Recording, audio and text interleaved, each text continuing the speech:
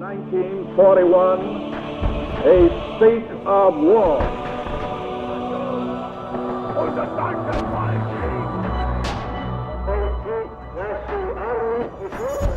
What General Vagon had called the Battle of France was over. The Battle of Britain is about to begin. We shall fight on the beaches, we shall fight on the landing grounds, we shall fight in the fields and in the streets, we shall fight in the hills. Hey guys and gals, this is Alden from the Mosin Crate. Well, this is going to be a pretty long video, so sit back, grab your beverage of choice, maybe some popcorn or some other snack, because this is going to be a really long video. We're going to delve into a lot of surplus, military surplus, and police surplus handgun history in this video. First things first, because this is YouTube, I cannot discuss anything sales related. That includes answering questions like how much, where do I buy one, how do I buy one, anything sales related, YouTube will delete the video. But if you go onto rumble.com and you search for The Mosin Crate, you'll find this same video on there where I can and do answer those questions. Again, it's The Mosin Crate, no spaces between The Mosin or Crate. Same username I have here on YouTube.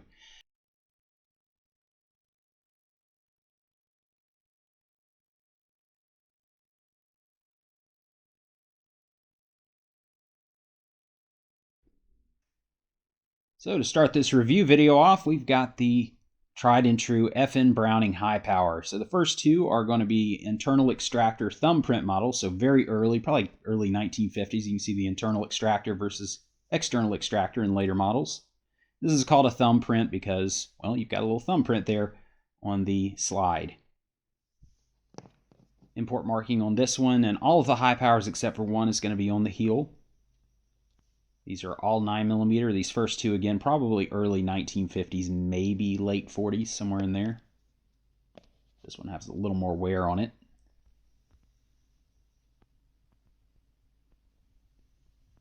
And all of these were imported out of Israel some time back. This is the only one here that has an import marking on the bottom of the trigger guard. The rest, again, on the heel. If you don't like high-power grips, a lot of the ones that gets imported out of Israel, some of them have Packmeyer grips or Hogue grips, and a lot of people don't like that. But the nice thing about high powers is that there are a ton of original grips, there are a ton of aftermarket grips, and they start anywhere from like $10 and go, sky's the limit.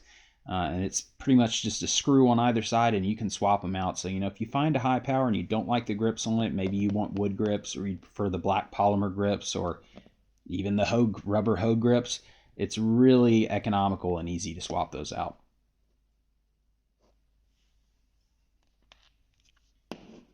This one here has a lanyard loop on the bottom, which is something the Israelis, probably the Israeli military, would have added to that pistol.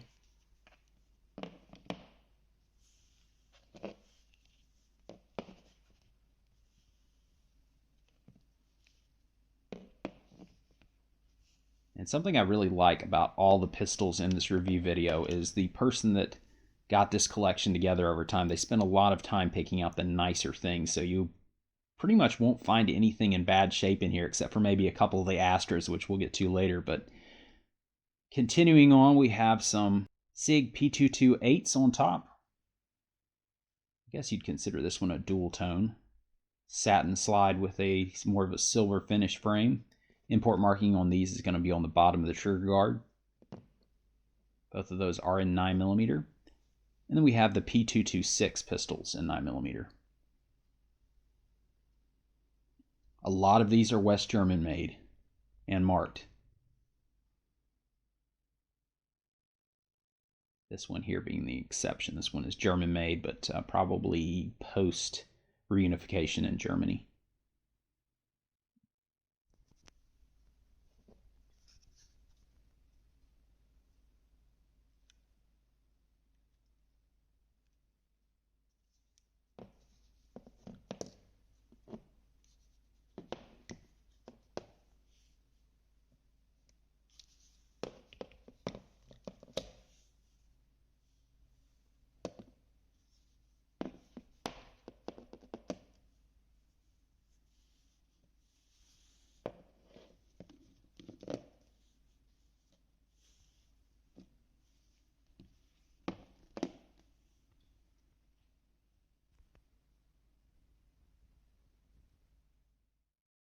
And then we have the CZ75 variant. So the two top ones are both Swiss-made Sphinx pistols, Sphinx 2000 pistols in 9mm.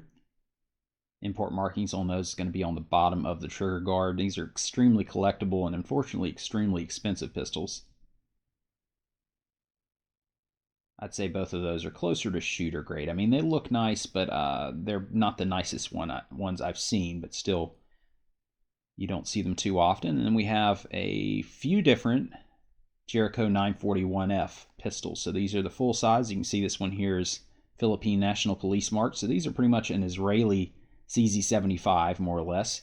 Polygonal rifling, 9mm, built like tanks, and they, at least in my opinion, very accurate, very reliable handguns. Then we have a couple Italian CZ75 clones. These are Tanfoglios, both marked Mossad out of Israel. And a couple more Tanfoglio CZ75 clones made in Italy. In my opinion, these are better than the actual Czech CZ75s. That's why you never see Czech CZ75s on here, because I feel like the Italian ones are around the same price, if not cheaper, and they've got better fit and finish. But that's just me. That last one that I pointed out there at the trigger rather, that one's been having some trigger issues. I'm not sure what it is. At single action just fine, but the double action does not want to reset for whatever reason when you pull on the trigger. I think it's a spring issue.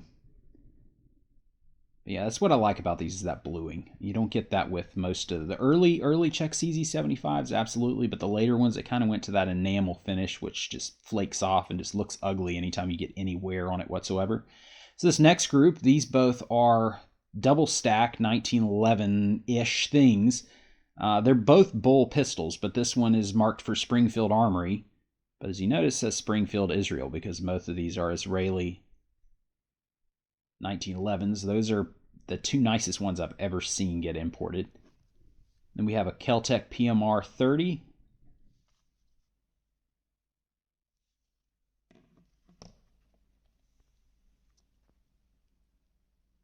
And a dual tone FN57. I think this is a Series 80, if I remember right. This one got imported out of Israel. It's probably one of the nicest Colts imported out of Israel recently. It's a Combat Elite model. And then we have some Daewoo South Korean DP51 pistols. I absolutely love these. 13-round mag, 9mm, both double action, single action, and then triple action, which I'll show you that now. Basically, it's allowing you to have the hammer down, and you're getting the trigger pull of a single action, but it's working more or less as a double action.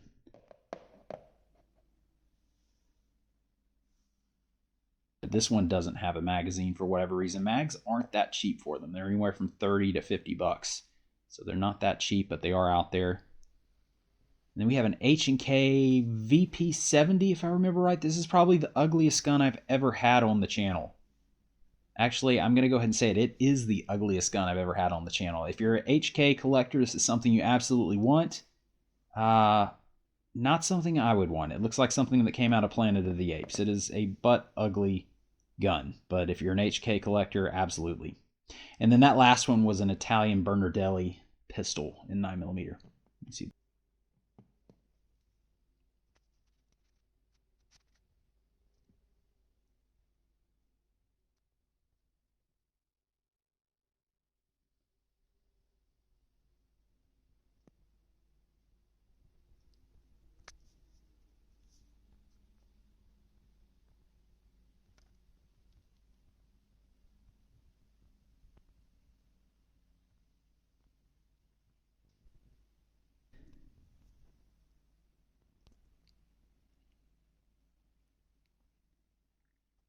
And moving on to the Spanish pistols. So these top two are Astra 900 pistols, and these were imported out of Finland a couple years ago. Don't ask me why they were in Finland. I'm not sure. They were actually part of a museum's collection. I don't think these were used by Finnish forces. At least I couldn't find anything online about it. There's no SA marking or anything like that on there. So it may have been that a museum privately purchased them from somewhere. I'm not sure, but I'd say these are probably shooter grade condition overall. Import marking there is on the front strap. but a much less common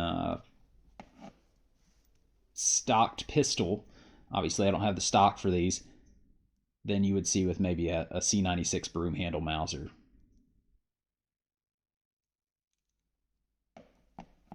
And we have a couple star pistols. This first one here is a 30 PK. These were issued to police and Air Force officers. And you can see this one here has some crossed out Spanish National Police markings on it. Import marking on both of these is the bottom of the trigger guard. And then we have a Star MB. Now you may be thinking, hey, do you have that right, Alden? It should be a BM. No, this is an MB. This is actually a stocked variant. And from what I know, you can actually get stocks for these, and they are not NFA items, according to the ATF. They're exempt, kind of like a broom handle Mauser. That one doesn't have the stock. It doesn't have a magazine either, but they only made 2,000 of them, so they are very, well, actually they made 1,700 and change, so very uncommon. That one I think is from the mid to late 70s. And then we have a Star SS pistol. So this is basically a little 1911, baby 1911, I guess would be the best way to describe that one. It is in 32. Don't take the grips off of those little Star pistols, because they will they've shrunk over time, and if you unscrew them, you will never be able to screw them back on. That Bakelite material, whatever it is just shrunk over time. All right, moving along. So this is a serial number 1 for 1971 Czech CZ70. How often do you see that? A Polish Makarov. Now, of course, they're not really Makarovs, but that's what everyone calls them. A Walther PP.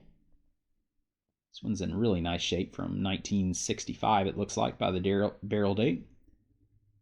A Walther PPKS. This one is factory engraved. This one's in 380.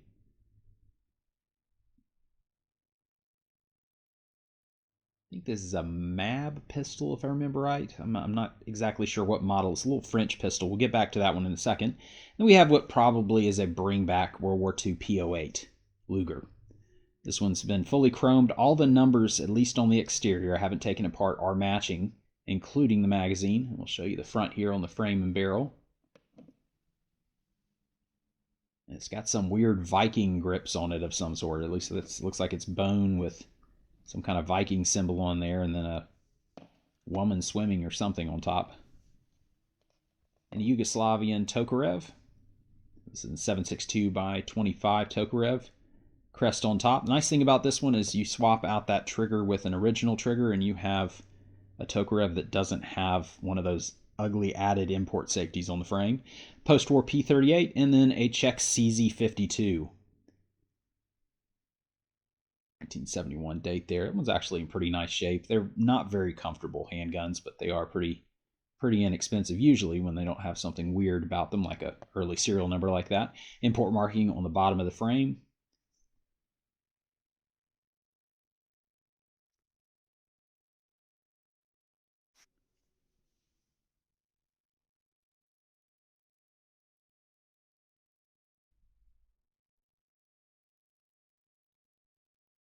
As you can see, this Model A, like I said, I can't know everything, guys. I can't remember it all anyways, but that is a cutaway French pocket pistol, so I'm not exactly sure why it's a cutaway, but certainly unique.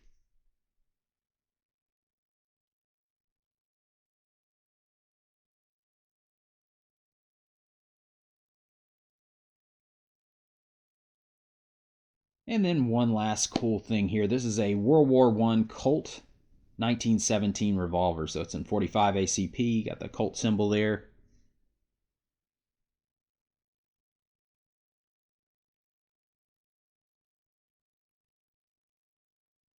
And of course, it's U.S. property marked on the underside of the barrel.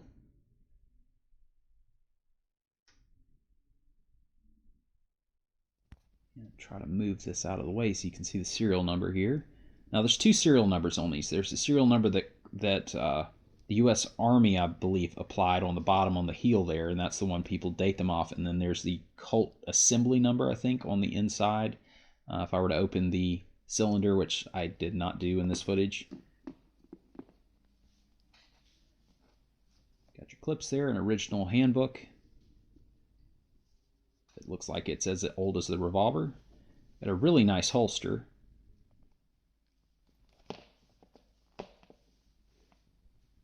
With the lanyard string on the inside.